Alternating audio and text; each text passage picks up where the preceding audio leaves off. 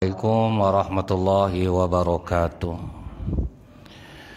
Innal hamdalillah nahmaduhu wa nasta'inu wa nastaghfiru wa na'udzu billahi min syururi anfusina wa min sayyiati a'malina. May yahdihillahu fala mudhillalah wa may yudlil fala hadiyalah. Asyhadu an la ilaha illallah wahdahu la syarikalah wa asyhadu anna Muhammadan abduhu wa rasuluh. Allahumma salli wa sallim wa barik ala hadzal nabiyil karim wa ala alihi wa sahbihi ajma'in. Bapak-bapak pengurus masjid yang saya hormati, Bapak Ibu yang saya muliakan, bersyukur kita kepada Allah dengan mengucapkan alhamdulillahirabbil alamin. Berselawat kita kepada Rasulullah sallallahu alaihi wasallam dengan ucapan Allahumma salli ala Muhammad wa ala alihi wa sahbihi wasallim. Dalam hadis riwayat Tabrani dan Ibnu Mardawayh meriwayatkan sanadnya Pak dari Ummul Mukminin Aisyah radhiyallahu anha, ada seorang sahabat mendatangi Rasulullah sallallahu alaihi wasallam, kemudian dia berkata, "Ya Rasulullah, sungguh dirimu lebih aku cintai daripada diriku sendiri, daripada anakku sendiri." Jadi dari kalimat ini Pak terlihat begitulah hati para sahabat sangat cintanya kepada Rasulullah SAW. Sebab karena asbab Rasulullah lah mereka bisa menjadi seorang suami yang baik untuk istri. Diajarkan oleh Rasulullah cara menjadi ayah yang baik untuk anak. Yang dahulunya mereka dalam kebingungan, anak perempuan mereka bunuh. Kemudian mau makan daging onta banyak pula tata caranya. Ada onta saibah namanya, ada macam-macam Pak. Pokoknya sulit hidup waktu sebelum Islam datang. Itulah yang menyebabkan mereka sangat mencintai Rasulullah. Walaupun terkadang ajaran yang disampaikan Rasulullah ini bertentangan dengan hawa nafsu mereka, tapi begitu mereka amalkan ternyata dapat menenangkan jiwanya. Kita ambil contoh Pak, beberapa hari yang lalu ada seorang perempuan, dia ini sangat membenci orang tuanya. Dari kecil itu orang tuanya tidak acuh sama dia, dia pun tidak dekat dengan orang tuanya. Sampai akhirnya dia masuk Islam, sementara di dalam Islam harus memuliakan orang tua. Berarti kan bertentangan dengan nafsu dia. Dia udah jelas tidak suka sama orang tua dari kecil. Sementara Islam menyuruh memuliakan orang tua. Akhirnya dia berbakti kepada orang tuanya dengan terpaksa. Dia muliakan orang tuanya dengan terpaksa. Menangis dia menceritakan Pak, terjadi keajaiban. Orang tuanya pun berubah drastis kepadanya. Sangat menyayangi dia. Sampai memberikan hartanya kepada anaknya. Kemudian anak bertanya, "Kenapa engkau jadi seperti ini ayah?" "Karena semenjak kau masuk Islam kau sangat memuliakan kami." Itu Pak. Jadi bertentangan dengan hawa nafsu, tapi begitu diamalkan terasa langsung keajaiban itu ke dalam jiwa. Kan banyak yang tidak sesuai dengan kita Pak. Kita tidak boleh sebebas-bebasnya dalam menjalani hidup. Harus ada tuntunan yang kita ikuti, harus sholat, kadang kita harus puasa. Tapi terbukti semua amalan yang diajarkan oleh Rasulullah itu mendatangkan keajaiban bagi diri kita. Nah ini yang menyebabkan sahabat sangat mencintai Rasulullah, termasuklah kita ini. Karena Rasulullah lah yang membuat jiwa kita menjadi tentram, jiwa kita menjadi tenang dalam menjalani hidup. Kalau dalam keadaan senang kita bersyukur, dalam keadaan susah kita bersabar. Jadi tidak ada yang buruk dalam takdir Allah bagi umat muslim. Kemudian yang kedua, Umar pernah ditanya, kenapa kita harus mencintai Rasulullah melebihi cinta kita kepada diri kita sendiri? Kata Umar, karena besok di akhirat kita yang butuh Rasulullah. Kita butuh syafaatnya. Sementara kita tidak akan butuh dengan pasangan hidup, tidak akan butuh kepada anak kita. Syafaat Rasulullah inilah yang kita harapkan. Karena besok di akhirat orang berombongan datang kepada Nabi Adam alaihissalam. "Berikanlah kami syafaat Adam." Kata Nabi Adam, aku tidak bisa memberikan syafaat karena aku pernah berdosa 1 kali. Dosa Nabi Adam itu ketika memakan buah kuldi. Padahal Allah sudah menyediakan, ambillah semua fasilitas ini, pakailah, cuman buah ini aja jangan kau ikuti. Rupanya inilah sifat dasar manusia ya Pak ya. Terpengaruh oleh asutan iblis, itu yang membuat Allah kesal. Kalau dipikirkan dosa Nabi Adam ini kan kecil cuman Pak ya, cuma makan buah kuldi. Tapi kata Allah, Adam kekasih mengkhianati kekasihnya. Nah itu yang membuat Allah mengusirnya. Kemudian ramai-ramailah kita nanti datang kepada Nabi Ibrahim alaihissalam. Begitu bicara dengan Nabi Ibrahim alaihissalam, kata Nabi Ibrahim, aku pun tidak bisa memberikan syafaat karena aku pernah berbohong 2 kali. Kebohongan Nabi Ibrahim ini padahal strategi dakwah Pak, tapi bagi Nabi Ibrahim ini bohong. Pertama ketika menghancurkan patung-patung Namrud, ditinggalkan Nabi Ibrahim satu yang besar, diselipkan kapak di sana. Begitu Nabi Ibrahim ditangkap, kaukah yang menghancurkan patung-patung ini Ibrahim? Mana pula aku? Ya yang besar ini lah dia yang megang kapak. Nah itu dianggap Nabi Ibrahim kebohongan Pak. Kata raja ini mana bisa dia menghancurkan patung-patung ini sementara dia patung. Kata Nabi Ibrahim, udah tahu kalian patung, apa kalian sembah? Padahal itu strategi dakwah Pak. Tapi tetap itu dihitung Nabi Ibrahim berbohong. Yang kedua, kebohongan Nabi Ibrahim itu ketika lari dari Namrud singgah ke suatu tempat yang ada raja yang sangat suka dengan perempuan cantik, dan Siti Sarah sangat cantik. Jadi dia mau mengambil Siti Sarah ini. Maka kata Nabi Ibrahim, jangan katakan aku suamimu, tapi katakan saudaramu. Dan biarlah Allah yang akan melindungimu Sarah. Jadi ngakulah sebagai abang dari Siti Sarah. Nah Siti Sarah pun akhirnya diselamatkan Allah. Begitu raja ini akan memperkosanya, dia berdoa kepada Allah, ya Allah, Engkau maha tahu aku belum pernah membuka auratku kepada laki-laki manapun kecuali suamiku sendiri. Raja itu setiap kali ingin dekat Siti Sarah merasa tercekik lehernya, sampai beberapa kali akhirnya ditinggalkannya. Jadi Nabi Ibrahim selamat, Siti Sarah selamat. Dan itu dianggap oleh Nabi Ibrahim kebohongan. Jadi aku tidak bisa memberikan syafaat. Jadi inilah Pak pertanyaan sahabat kepada Rasulullah, mungkinkah seorang muslim itu pelit? Kata Rasulullah, mungkin saja kalau dia dalam keadaan susah. Mungkinkah seorang muslim mencuri? Mungkin saja. Tapi ketika ditanya mungkinkah seorang muslim berbohong? Kata Rasulullah, tidak. Seorang muslim tidak akan mungkin berbohong. Nah ini yang payah nih. Jadi makanya Pak ya, kita maklumi saja kenapa hidup kita agak sulit. Terkadang memang kebohongan itu sudah kita anggap hal yang biasa. Misalnya ustadz-ustadz yang ikut travel umroh, kan pernah saya sampaikan tuh Pak ya, ikutlah umroh bersama kami, hotel dekat dengan masjid, kita nanti pakai kereta cepat sampai sana, tidak tanggung jauh hotelnya, kereta cepatnya pun tidak ada.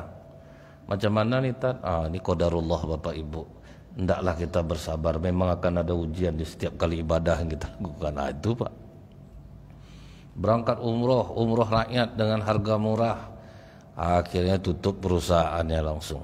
Itu bukan orang-orang yang tidak tahu dengan agama. Jadi bidang apa saja Pak, kemungkinan ini terjadi itu ada. Sampai dibilang orang Indonesia ini bukan kekurangan orang cerdas, tapi kekurangan orang jujur. Itu yang paling susah itu. Akhirnya datanglah kalian kepada Muhammad, kata Nabi Ibrahim. Nah nanti Nabi Muhammad lah yang akan memberikan syafaat kepada kita. Nah, para sahabat itu Pak menelan apapun yang disampaikan oleh Rasulullah tanpa ada bantahan sedikit pun. Nah kajian-kajian amalan ini Pak hanya bisa dilaksanakan oleh orang-orang yang sudah tidak terikat lagi hatinya dengan dunia. Kalau di dunia nyata itu Pak, orang-orang dalam penjara Pak, itu tauhid mereka tinggi rata-rata, apalagi yang hukumannya di atas 10 tahun. Nah, itu mereka merasakan keajaiban dari ibadah yang mereka lakukan. Jadi kalau kita melihat Pak, mereka itu kalau yang udah 8 tahun lah Pak ya, yang hukumannya 8 tahun ke atas, udah jelas istri minta cerai. Itu hampir merata tuh, 80% istri udah minta cerai. Aset habis karena datang ini ngaku bisa ngurus jual rumah, rupanya rumah dijual, duit diambil, enggak juga bisa keluar. Jadi aset sudah habis, nelfon kawan sudah tidak bisa, tidak ada jalan lain selain kembali hanya kepada Allah. Jadi begitu mereka menerima amalan itu, Pak, nanti kita evaluasi lagi, apa yang kalian rasakan dengan mengamalkan? Wah, luar biasa, Ustaz. Tenang jiwa dibuatnya, tidak putus asa kita jadinya. Jadi kalau kalian dibolehkan memilih, kalau kalian bebas, apa mau di dalam ini aja? Kalau boleh di dalam ini aja lah, Ustaz.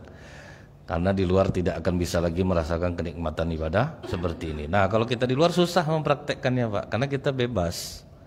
Kalau kita bebas ini kan agak kurang beban hidup. Kalau mereka di dalam itu memang tidak ada jalan lain selain kembali kepada Allah. Dan orang-orang yang di dalam penjara itu yang dekat dengan masjid itu pun nanti akan dibedakan, Pak. Selnya lebih aman, lebih rapi. Kemudian mereka coba mempraktekkan mengurus masjid itu dengan transparan. Nah, itu banyak terasa keajaiban bagi mereka. Nah, setelah itu apa kata sahabat ini selanjutnya? Sehingga ya Rasulullah, kalau aku sedang berada di rumah dan aku mengingatmu, tidak kuasa hatiku untuk menahan diri, maka aku datang kemari untuk melihatmu. Dapat aja melihat Rasulullah itu, Pak, sudah tenang hati. Jangankan itu lagi, Pak, kita lah berjumpa dengan orang-orang yang mengajari kita kebaikan. Dan macam Rasulullah itu lebih lagi, Bu, apa yang disampaikannya itu yang diamalkannya. Tentu berpengaruh, Pak, ketika orang bertemu dengan Rasulullah. Rasulullah nyuruh orang hidup sederhana, beliau di bawah sederhana hidupnya. Jadi cukup bisa dijadikan contoh. Makanya para sahabat itu dapat saja menatap wajah Rasulullah itu saja sudah merupakan kebahagiaan baginya. Dan memang wajah Rasulullah itu pasti berbeda dengan wajah kita, Pak. Kalau wajah kita makin dipandang gak muak orang sikit, tapi kalau misalnya Rasulullah itu makin dipandang makin besar rasa cinta. Apa pengakuan Ummu Ma'bad? Waktu Rasulullah hijrah ke Madinah, dia singgah di warungku. Waktu itu aku tidak kenal bahwa dia seorang Rasul. Dia menanyakan kepadamu, apakah engkau ada menjual susu kambing, Bu, atau daging? Ummu Ma'bad menjawab, maaf Tuan, sekarang kami lagi susah dan kami tidak ada menjual daging dan susu kambing. Kemudian Rasulullah melihat ada kambing betina kurus di warung itu. Bolehkah aku memerah, itu kambing siapa? Kambing aku Tuan. Bolehkah aku memerah susunya? Ini kambing mandul, makanya dia ditinggalkan oleh rombongannya. Bolehkah aku memerah susunya? Hampir saja keluar kata-kata kasar dari mulutku, kata Ummu Ma'bad. Udah jelas kambing ini mandul, masa mau diperah air susunya. Tapi menatap wajah Rasulullah terkunci mulutku untuk berkata kasar. Jadi memang berbeda aura wajah Rasulullah itu, Pak. Dan siapapun yang mengamalkan kajian yang dia terima, pasti dia akan memiliki wajah yang sama. Macam wajah Bapak Ibu inilah, ini dimatikan masih sejuk ruangan ini, Pak, karena cahaya kesolehan itu.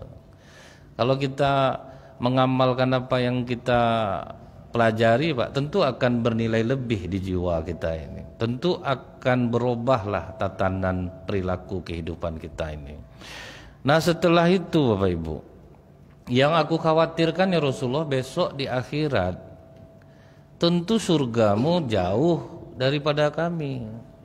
Di dunia saja aku tidak bisa berjumpa denganmu, bagaimana nanti kalau kita terpisah di akhirat?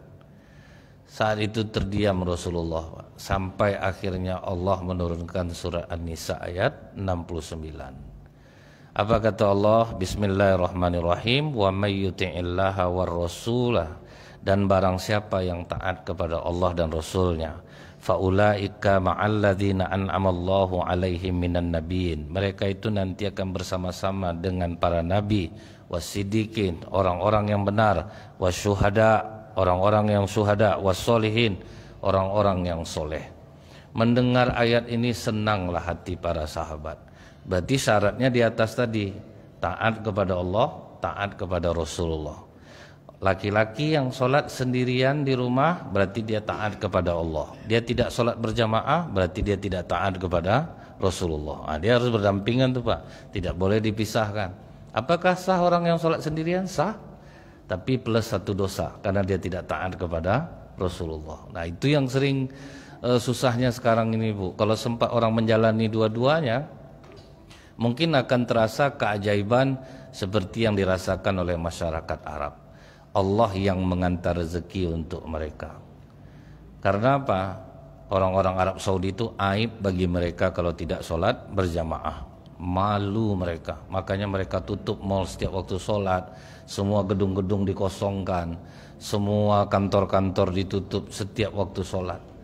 Nah inilah yang membuat rezeki mereka berlimpah-limpah jadinya Pak. Allah yang mengantarkan rezekinya. Sampai-sampai mereka membeli barang bukan untuk dimuliakan. Pemerintah Inggris sampai ngamuk sama pemerintah Arab Saudi Pak, karena mobil mewah keluaran Inggris harga 3 miliar di situ untuk angkat rumput kambing Pak, untuk angkat batu bata. Jadi bagi mereka harta itu hina. Kita bawa sendal aja salah ke masjid di pintu duduk kita, tiap sebentar diintipnya juga sendalnya itu sepatunya. Itu maka kita payah jadi orang kaya, kecemasan kita terlalu tinggi Pak. Nah itu buah dari apa? Buah dari mereka sholat berjamaah, dikasih Allah harta, dikasih Allah hati yang lapang terhadap harta. Sehingganya makin banyak harta mereka, makin tenang jiwa mereka. Itulah keajaiban laki-laki kalau sholat berjamaah. Dan untuk di Pekanbaru ini yang mengamalkan ini ada beberapa rote. Rote menutup seluruh gerainya setiap waktu sholat. Ternyata rezekinya sama juga, tetap diantarkan oleh Allah, tidak merugi sedikit pun walaupun menutup gerai setiap waktu sholat. Kemudian Indonesia Tekstil menyuruh seluruh karyawan laki-lakinya untuk sholat, ternyata rezeki makin bertambah-tambah. Cuman kita selama ini ditakut-takutkan oleh iblis. Cepat-cepatlah sholat tuh, ini duit masuk nih, ini bayar nanti nih. Kita ditipu sama iblis. Padahal makin lapang waktu kita untuk ibadah, makin lapang pula rezeki kita. Makin sempit waktu kita untuk ibadah, ma'isyatan dongkah, hidup kita pun jadi sempit juga. Contohnya bulan Ramadan Bapak Ibu, kita betah di masjid. Habis taraweh kita dengar lagi, habis isya kita dengar lagi ceramah, sholat lagi taraweh. Waktu kita terasa lapang bulan Ramadan itu. Rezeki pun berbeda jadinya. Jadi Allah sudah buktikan dekat kalian sama aku, lapang hidup kalian. Tapi kalau di hari-hari biasa itu tuh sulit ngamalkannya. Nah kemudian kalian akan bersama dengan para nabi. Sifat para nabi dan rasul yang harus kita teladani ya Bapak, tidak pernah mengeluh dan putus asa. Dan inilah yang membuat kadang kita menjadi susah hidup, karena kita selalu menyalahkan Allah untuk takdir buruk yang menimpa kita.